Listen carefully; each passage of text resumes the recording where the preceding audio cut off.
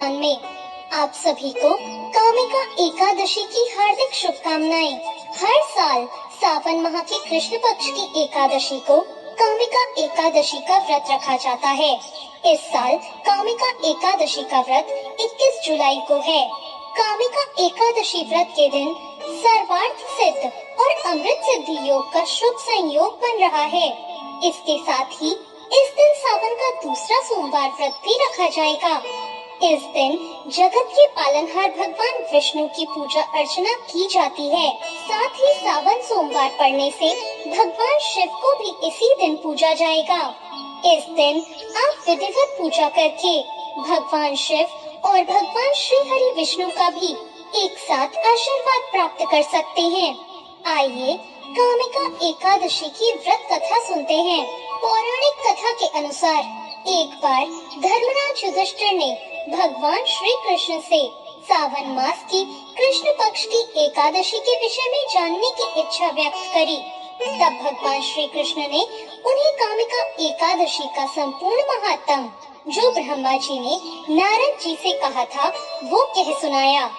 फिर श्री कृष्ण ने युधिष्ठिर को कामिका एकादशी की कथा सुनाई और कहा, हे राजन, मैं आपसे अब कामिका एकादशी की कथा कहता हूँ। आप इसे ध्यान पूर्वक सुने। बहुत समय पहले की बात है।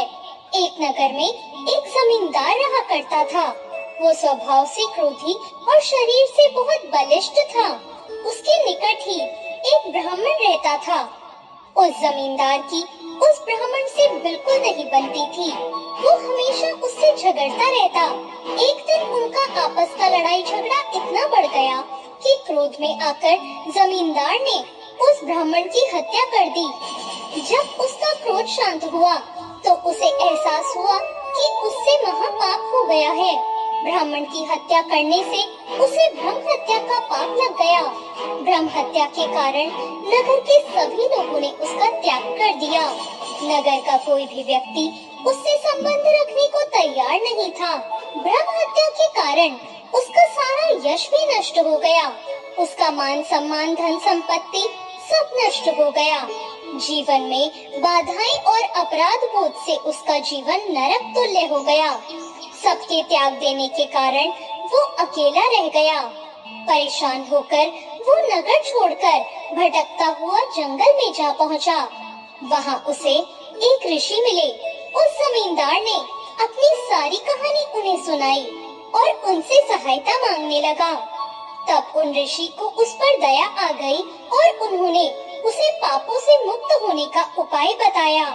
ऋषि ने कहा, हे वत्स, ब्रह्म हत्या के पाप से मुक्ति पाने के लिए तुम्हें परम पुण्यदायिनी कामिका एकादशी का व्रत करना होगा।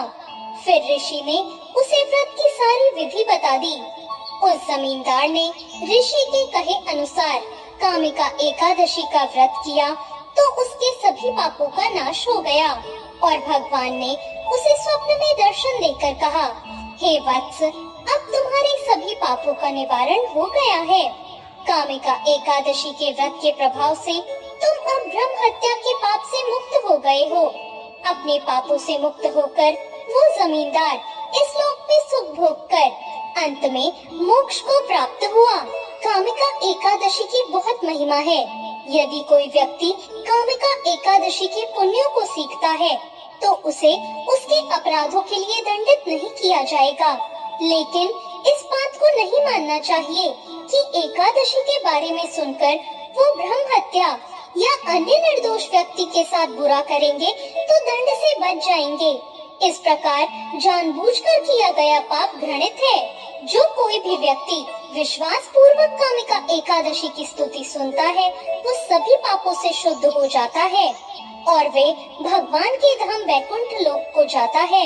इस दिन भगवान श्री हरि को अर्पित किया गया पवित्र तुलसी वृक्ष का एक पत्ता 200 ग्राम सोने या 800 ग्राम चांदी दान करने के बराबर है।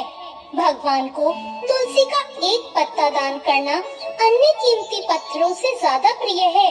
जो व्यक्ति तुलसी देवी को जल चढ़ाता है उसे मृत्यु के देवता यमराज से कभी डरने की आवश्यकता नहीं होती। इस दिन जो कोई भी भगवान कृष्ण को घी या तिल के तेल का दीपक अर्पित करता है, उसके सभी पाप नष्ट हो जाते हैं और वो 10 करोड़ दीपकों के समान तेजस्वी शरीर के साथ सूर्य के धाम में प्रवेश करता है। तो ये थी कामिका एकादशी की व्रत कथा। आपको ये कथा कैसी लगी? कमेंट करके जरूर बताएं। साथ ही मेरे